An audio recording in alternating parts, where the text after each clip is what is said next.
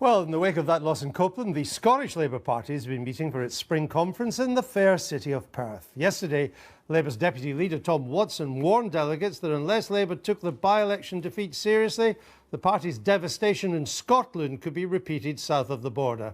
Well, I'm joined now by the Leader of Scottish Labour, Kezia Dugdale from Perth. Welcome to the programme, Kezia Dugdale.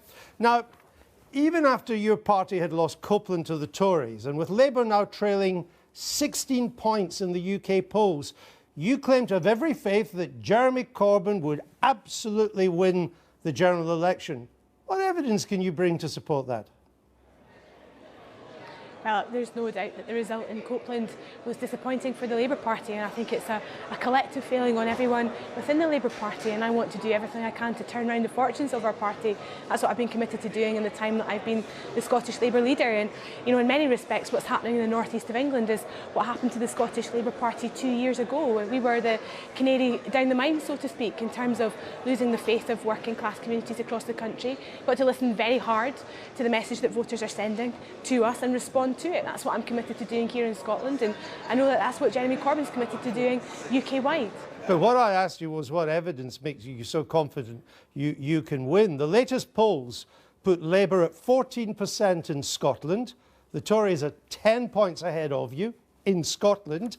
Even Theresa May is more popular than Jeremy Corbyn in Scotland.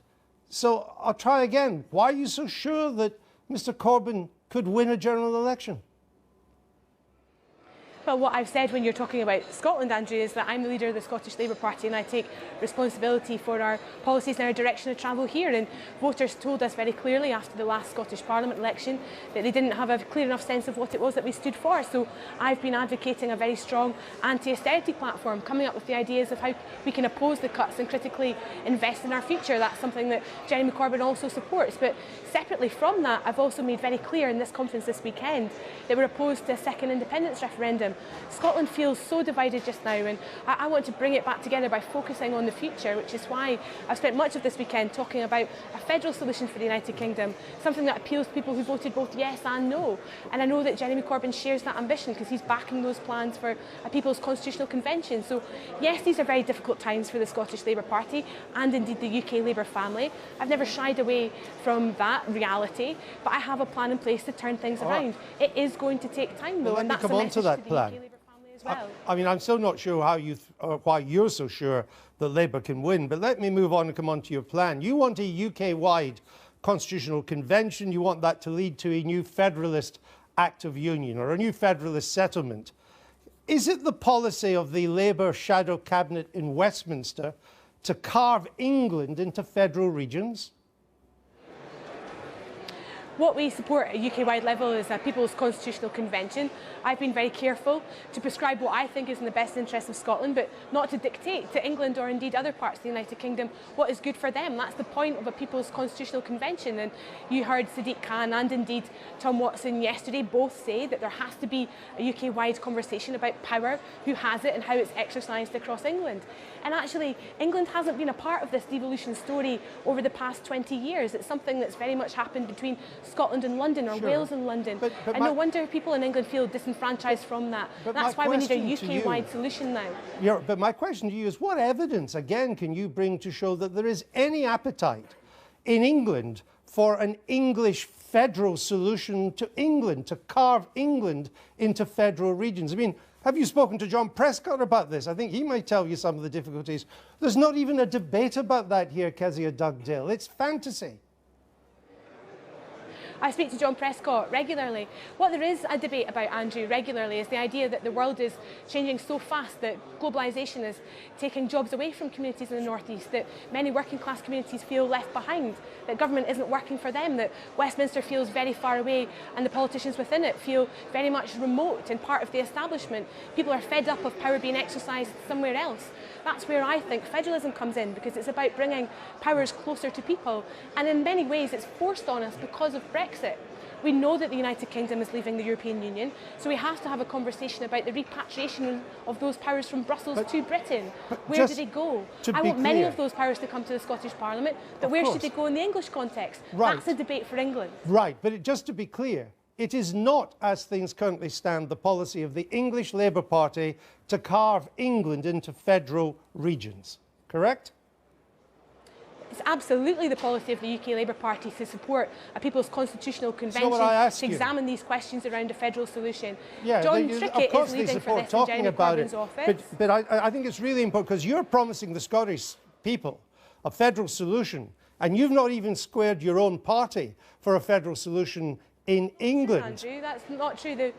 That's not true. The UK Labour Party is united on this. I'm going to Cardiff next month to meet with Carwyn Jones and various united on a leaders federal of the solution. English Labour Party across the country. You know as well as I know united that on it is not united on a federal solution. We need to have a conversation about power in this country. It is not united on a federal solution. We need to have a conversation as a party about power. Yeah. This is absolutely the direction of travel, Andrew. It's what you heard yesterday from Sadiq Khan. It's what you heard from Tom Watson. When you hear from people like Nick Forbes, who lead Newcastle City Council and lead Labour's Labour Local Government Association, you see there's an appetite for talking about power. Talking is one thing. Exercised okay, for many let me come years. on to Sadiq well, Khan. indeed, but for many years that's been a conversation that just Scotland and Westminster have had. We need to have that conversation across the whole of the United Kingdom so to have a reformed United Kingdom, Andrew, and I think that's what the country wants. It's a conversation you're offering Scotland, not a policy. Let me come on to London's Labour Mayor. He was in Perth for your conference, Sadiq Khan. He wrote yesterday in the Record that there is no difference between Scottish nationalism and racism. Would you like this opportunity to distance yourself from that absurd claim? Well, I think that Sadiq Khan was very clear yesterday that he wasn't accusing the SNP of racism. What he was saying very clearly, though, was that nationalism, by its very nature, divides people, divides communities. And that's what I said in my speech yesterday, that actually I'm fed up living in a divided and fractured country, a divided and fractured society. Our politics is forcing us constantly to pick sides.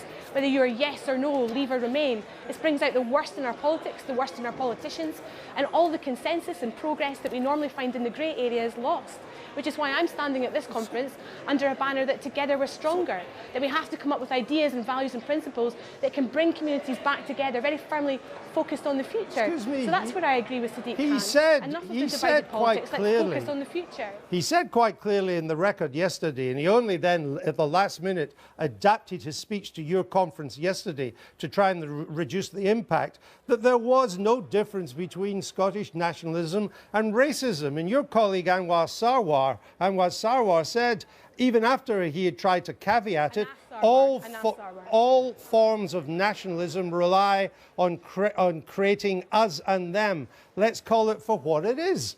So you are implying that the Scottish nationalists are racist. Would you care to distance yourself from that absurd claim?